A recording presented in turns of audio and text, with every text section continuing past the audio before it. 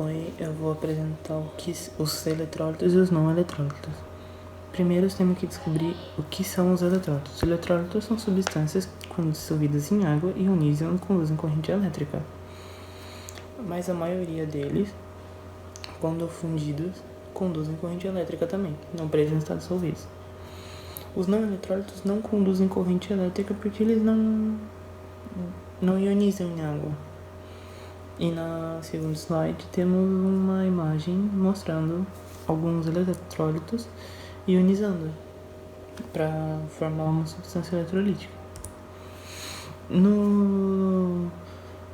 E depois temos quais são os eletrólitos. Os eletrólitos, em sua maioria, são sais, ácidos e bases, com algumas exceções de alguns compostos orgânicos, tipo álcool. O álcool acaba ionizando não tanto quanto sais e ácidos e base. Aqui usamos a água como parâmetro porque a água ela é um solvente mais usado em processos químicos. Como ela é mais usada, acabaram usando para ver se a substância era eletrolítica ou não. É difícil ser usado outro solvente que não seja água, apenas para processos muito específicos ou testes especiais. No terceiro slide temos uma imagem mostrando dois sistemas, um com uma solução de sal e outro com uma solução de açúcar. Vemos que na solução de sal a lâmpada acende e, portanto, conduz uma corrente elétrica. O açúcar não ioniza igual ao sal, portanto não conduz corrente elétrica, ou seja, a lâmpada não acende. Os não eletrólitos são as substâncias orgânicas, tipo açúcar. A indústria ela pode beneficiar de várias formas. Processo de eletrólise para indústrias químicas, para obter um produto a partir de outro. Eletropolimento para indústrias de equipamentos, que melhora as características do equipamento, durabilidade, eficiência.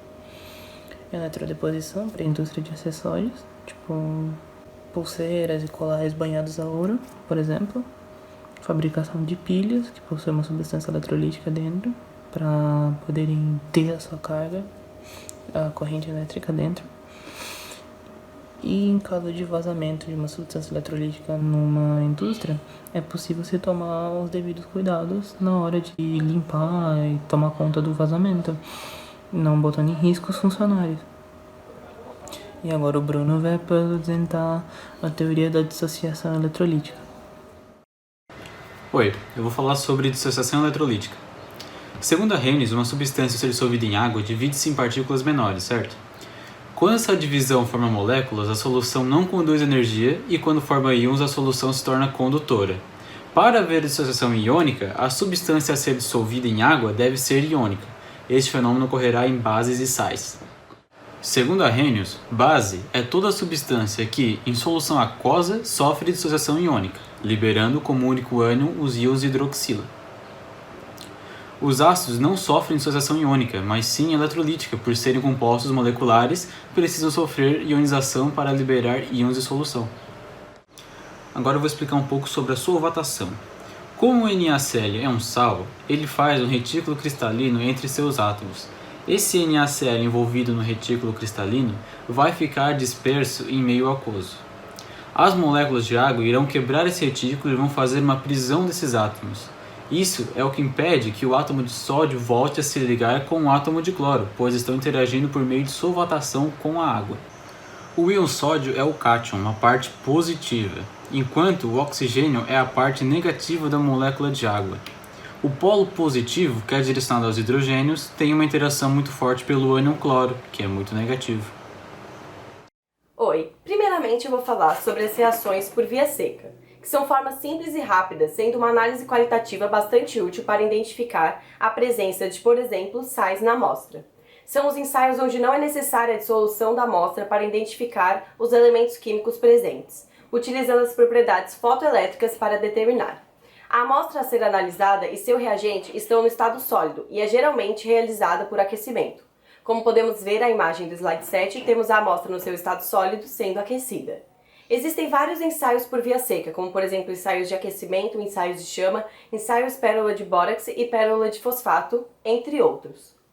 Agora eu vou falar mais especificamente do aquecimento, onde a amostra é colocada em um pequeno tubo de calcinação e é aquecido no bico de Bilsen. Neste ensaio, geralmente é realizado em tubos com uma extremidade aberta e outra fechada, podendo conter ou não reagente. Os resultados dessa reação podem gerar uma sublimação, o material pode se decompor ou fundir, sendo acompanhado por modificação na cor ou desprendimento de gases. Como podemos ver na imagem do slide 8, temos o bico de Bilsen aquecendo o tubo de calcinação.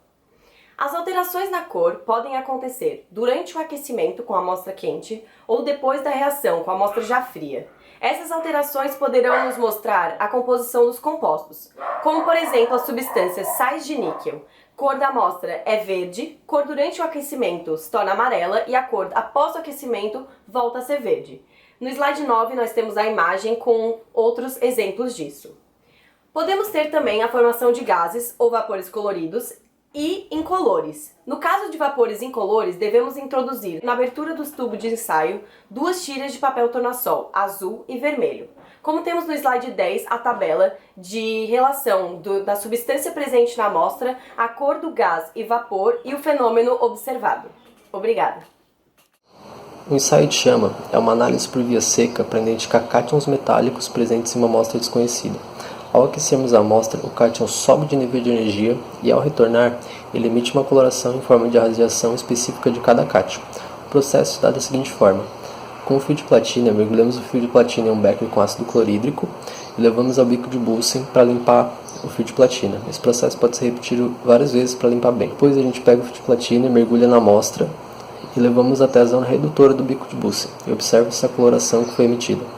Um dos pontos negativos desse teste é a precisão, porque vários compostos podem emitir a mesma coloração, porque a coloração só está ligada ao cátion metálico.